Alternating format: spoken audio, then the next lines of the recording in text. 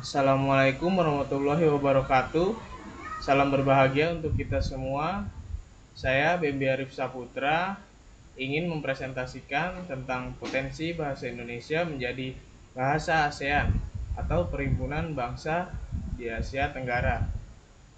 Sebelumnya, saya ucapkan terima kasih kepada Bapak Dadi Wara Suharjono, SSMPD, selaku dosen pengajar yang telah memberikan tugas besar ini sehingga saya dapat menambah pengetahuan dan wawasan saya tentang mata kuliah yang saya ambil. Latar belakang ASEAN yang bersepakat untuk pengintegrasian kerjasama ekonomi ASEAN dalam pasar tunggal dalam kenyataannya mempunyai perbedaan yang tajam dalam latar budaya politik maupun kebudayaan. Salah satu solusinya adalah dengan penetapan bahasa resmi ASEAN. Sebab dengan adanya aturan tersebut tentunya akan mempermudah komunikasi antar masyarakat ASEAN dalam berhubungan satu sama lain, sehingga dapat menghindari miskomunikasi yang dapat mengakibatkan terjadinya ketegangan antar negara-negara di Asia Tenggara.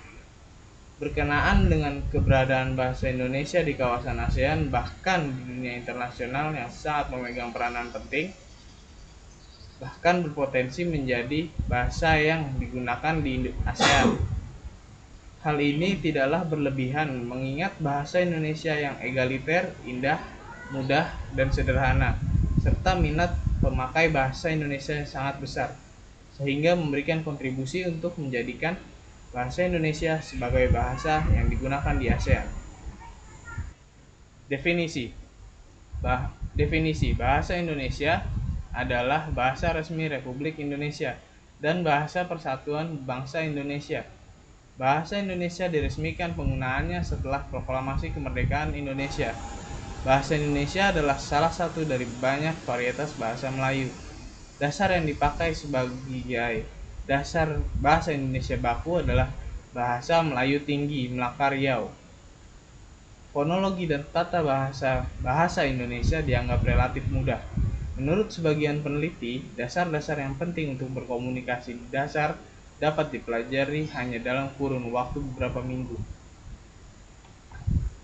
Sejarah bahasa Indonesia yang kita gunakan dalam berkomunikasi saat ini sebagai bahasa resmi di Indonesia berasal dari bahasa Melayu. Bahasa Melayu tersebut sejak zaman dulu sudah dipergunakan sebagai bahasa pengantar atau lingua franca di Nusantara. Bahasa Indonesia mendapatkan pengakuan sebagai bahasa persatuan Indonesia bangsa pada saat Kongres Pemuda II pada tanggal 28 Oktober 1928 yang menghasilkan Sumpah Pemuda.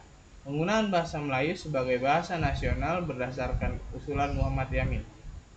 Bahasa Indonesia berkedudukan sebagai bahasa negara pada tanggal 18 Agustus 1945.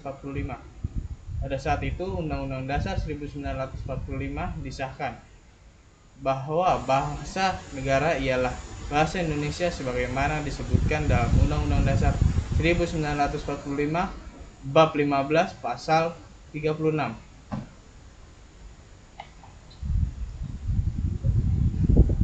Keberadaan bahasa Indonesia di ASEAN. Bahasa Indonesia terus berkembang untuk memenuhi kebutuhan komunikasi pada masyarakat global, sehingga bahasa Indonesia berpotensi menjadi jembatan penghubung antar bangsa, terutama di kawasan ASEAN. Bahasa Indonesia berpeluang menjadi bahasa utama ASEAN karena mempunyai beberapa faktor sebagai berikut. Yang pertama adalah bahasa Indonesia mempunyai struktur yang sederhana, oleh karena itu bahasa Indonesia sangat mudah dipelajari. Di samping itu, bahasa Indonesia juga mempunyai daya serap kosakata yang kuat. Yang kedua, bahasa Indonesia mempunyai jumlah penutur yang paling banyak di ASEAN, yaitu 200 juta jiwa lebih, dan pada masa depan diperkirakan semakin bertambah. Jumlah penuturnya tersebar di dalam negeri dan di luar negeri. Penutur di luar negeri seperti tenaga kerja Indonesia, pelajar Indonesia, dan wisatawan Indonesia dapat menjadi duta dalam mengenalkan bahasa Indonesia kepada bangsa lain. Yang ketiga, Bahasa Indonesia mempunyai penyebaran geografis yang luas. Sebagaimana diketahui, bahasa Melayu yang menjadi cikal bakal bahasa Indonesia telah dituturkan hampir di seluruh kawasan ASEAN. Bahkan bahasa Melayu tercatat menjadi bahasa nasional di 4 negara, yaitu Indonesia, Malaysia, Brunei, dan Singapura. Karena struktur bahasa Melayu mirip dengan bahasa Indonesia, besar kemungkinan bahasa Indonesia dapat diterima negara-negara itu. Yang keempat adalah sektor ekonomi makro di Indonesia yang berkembang pesat menjanjikan lahan investasi bagi investor asing. Itulah pintu gerbang untuk mengenalkan bahasa Indonesia kepada dunia. Internasionalisasi bahasa Indonesia. Kelebihan: penggunaan bahasa Indonesia yang lebih dari 200 juta jiwa yang merupakan angka terbesar di Asia Tenggara. Yang kedua, bahasa Indonesia sangat mudah dikuasai. Yang ketiga, lafal bahasa Indonesia yang tidak sulit.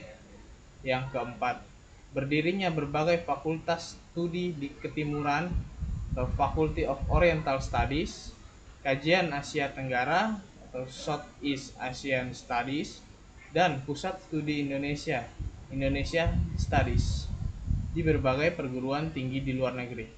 Kelemahannya, gengsi orang menggunakan bahasa Indonesia. Yang kedua, penggunaan bahasa Inggris yang budaya dalam kehidupan sehari-hari. Yang ketiga adalah orang di Indonesia masih belum mengakui bahasa Indonesia sebagai bahasa yang digunakan di kehidupan sehari-hari. Peluangnya, penduduk dunia banyak yang menggunakan bahasa Indonesia. Yang kedua, bahasa Indonesia sudah mendunia. Beberapa kata dalam bahasa Indonesia banyak dipakai di sejumlah tempat di banyak negara.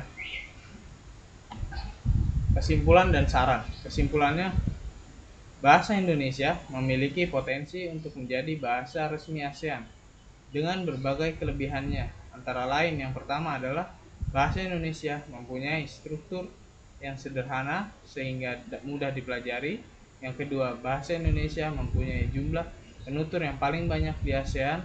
Yang ketiga adalah bahasa Indonesia mempunyai penyebaran geografis yang luas di Asia Tenggara.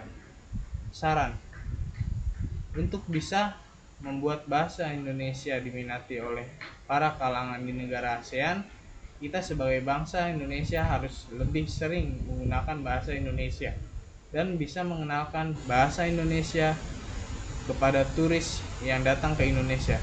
Dan tidak ada salahnya juga bila kita memiliki teman yang berasal dari luar Indonesia, kita bisa mengajarkannya bahasa akrab di Indonesia. Karena hal itu juga termasuk mengenalkan bahasa Indonesia ke kalangan luar.